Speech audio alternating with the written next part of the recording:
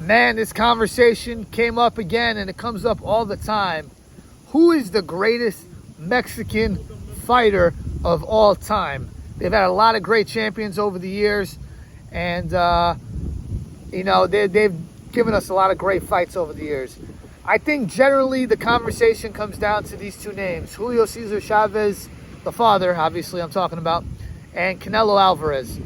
I think Salvador Sanchez was great, but I don't think he did enough to seriously be considered the greatest Mexican of all time. I think, he died too young, so I don't think, he had the chance to do all these things. Maybe he would have been, but I can't say he was. I think guys like Juan Manuel Marquez, Marco Antonio Barrera, Eric Morales, Ricardo Lopez, they were all fantastic.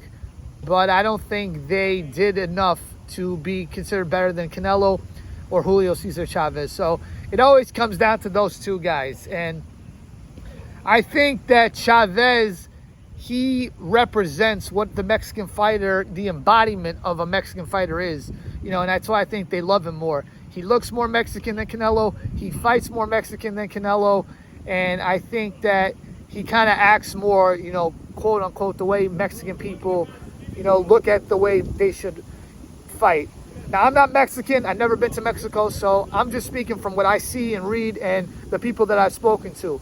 I recall a story last year where I was speaking to this Mexican man, and we were talking about boxing, and he said, listen, I'm not the biggest Canelo fan, but he's Mexican, so we got to support him. But this is him talking, but I really love Jose Luis Castillo.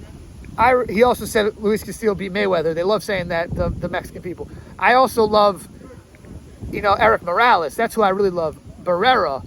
Those are the guys I love. And my favorite fighter from Mexico, the king of Mexico, is Julio Cesar Chavez. So I totally understand that, but I'm just looking at it from a boxing standpoint. And to me, when you look at their boxing, body of work and their skill set, I got to just say it. I think Canelo Alvarez is the greatest Mexican boxer of all time. I think that Canelo Alvarez has accomplished more than him. He's won at 4 weight classes. Chavez has won at 3. He's covered more ground with the, weight. He went from 154 to 175. Chavez only won titles from 130 to 140.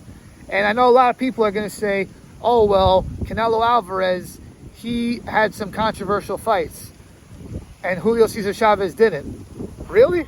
Are we telling the truth when we say that? Because Julio Cesar Chavez, when he fought Pernell Whitaker, he got a draw, and I scored that 10-2. I think that's universally considered one of the biggest robberies in the history of boxing. I don't think Canelo ever lost a fight like that, with the exception of Mayweather, and that wasn't, prime, Canelo, and this was a prime Chavez versus a prime Whitaker, and it was no comparison. It was almost similar to the Pacquiao-Mayweather fight, where you had the great, pressure fighter versus the great boxer, and the great boxer, he dominated him. And, he fought Julio Cesar Chavez, I'm talking about here. He fought Rocky Lockridge. He got a majority decision, I believe it was. A lot of people thought he lost that fight.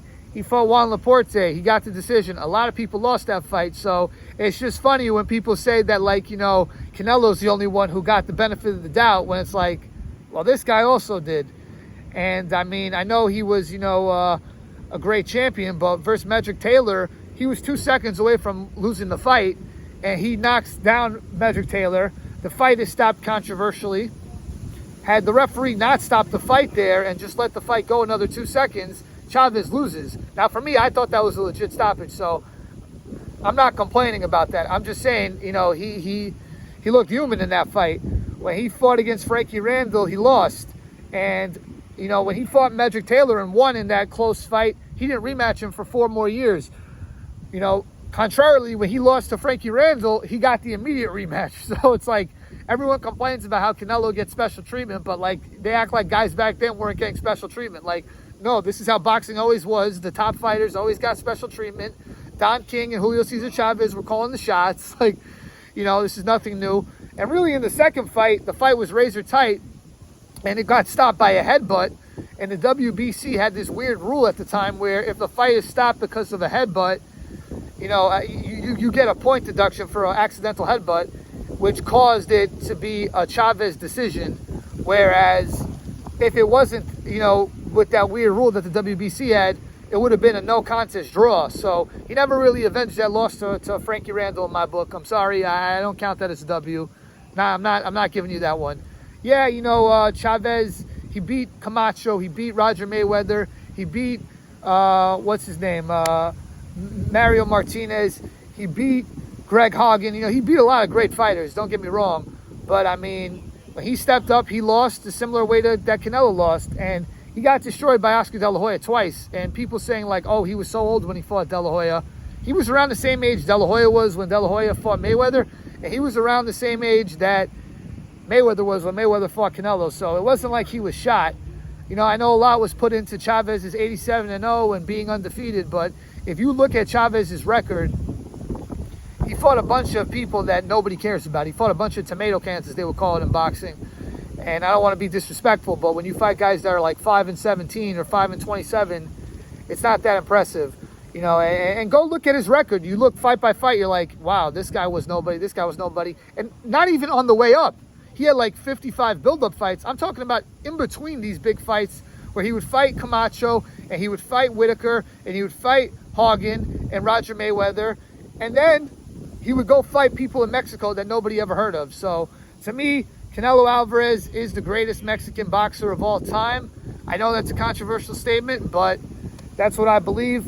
I will admit it is very close, and you could have Chavez ahead of him, but for me, Canelo Alvarez is the greatest Mexican boxer of all time. Please let me know what you think, and like, comment, share, and subscribe. Peace out.